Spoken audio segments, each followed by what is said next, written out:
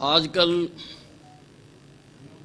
देश की दो पार्टियां जिनके अपने दामन पर भ्रष्टाचार के, चोरी के, घोटालों के अनेकों आरोप हैं, वो वोट चोरी का मुद्दा बनाकर यात्राएं निकाल रहे हैं। ये तो ऐसे ही हो गया कि चोर मचाए शोर। देश आजाद हुआ था 1947 में, कांग्रेस ने सत्ता संभाली थी। अभी लोग आजादी के जश्न में झूम ही रहे थे कि 1948 में इन्होंने जीप घोटाला कर दिया। 2000 जीपें खरीदी गई थी, उसका घोटाला हुआ। फिर बोफर्स घोटाला कर दिया, फिर 2G स्पेक्ट्रम घोटाला कर दिया, अगस्ता हेलीकॉप्टर डील का घोटाला कर दिया, यहां तक कि कारगिल की विधवाओं के लिए जो महाराष्ट्र में सोसाइटी बनाई गई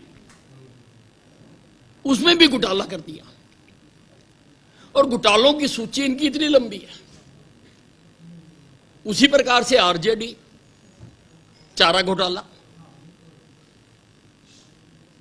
जॉब फॉर लैंड घोटाला, IRCTC घोटाला। अरे तुम अपने दामन पे तो देखो, चोरी चोरी चोरी, चोर मचाए शोर। इलेक्शन कमीशन की एक प्रक्रिया है। हम सब कई बार चुनाव जीत कर आए। उस प्रक्रिया के तहत अगर कोई मतदाता सूची में त्रुटि रह जाती है तो चुनाव आयोग समय देता, उसका हमेशा देता। और अब जब मामला सुप्रीम कोर्ट में है, सुप्रीम कोर्ट ने उसकी कॉग्निजेंस ले ली है, केवल लोगों को गुमराह करने के लिए, सवेरे उठकर सारों को गाली देने के लिए। ये दोनों कांग्रेस और आरजेडी के जो सर्वे सर्वा हैं, जिनके दामन पर इतने दाग हैं भ्रष्टाचार के कि हिंदुस्तान की डेमोक्रेसी भी उनके सामने शर्माती है। उनको ये चीज बहुत महंगी पड़ेगी।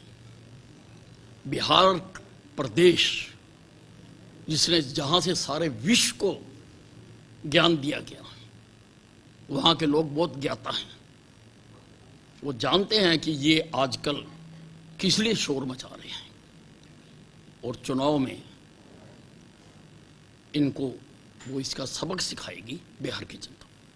तो सब 4 दिन विधानसभा का सेशन चला है, अंदर भी बाहर भी विपक्ष लगातार लॉ एंड ऑर्डर की सिचुएशन को लेकर आपकी सरकार पे सवाल उठा रहा है। लेकिन मैं समझता हूं कि विधानसभा में पूरी चर्चा होने के बाद मुख्यमंत्री जी ने उसका आंकड़ों सहित जवाब दे दिया, और विपक्ष उसको सहन नहीं कर सका और वो मैदान छोड़कर भाग गए।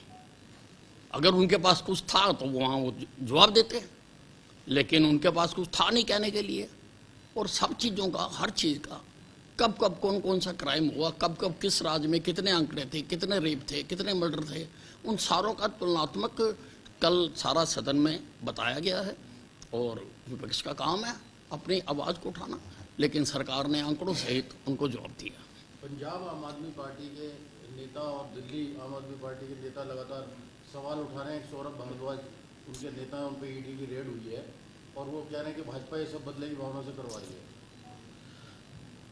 देखिए, ये जो पार्टियां हैं, चाहे आप पार्टी है, चाहे कांग्रेस पार्टी है, इनका एजेंडा है।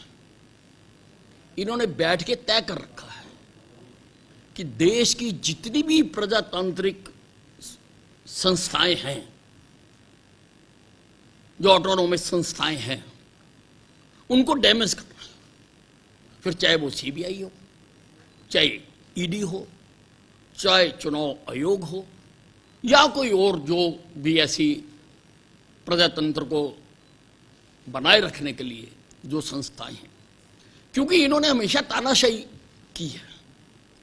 इनको ऐसी स्वतंत्र जो संस्थाएं हैं वो इनको पसंद नहीं आती हैं। ये तानाशाही प्रवृत्ति वाली पार्टियां हैं और ये तो चाहती हैं कि देश में तानाशाही होनी चाहिए और कोई इंडिपेंडेंट संस्था किसी चीज़ में हस्तक्षेप ना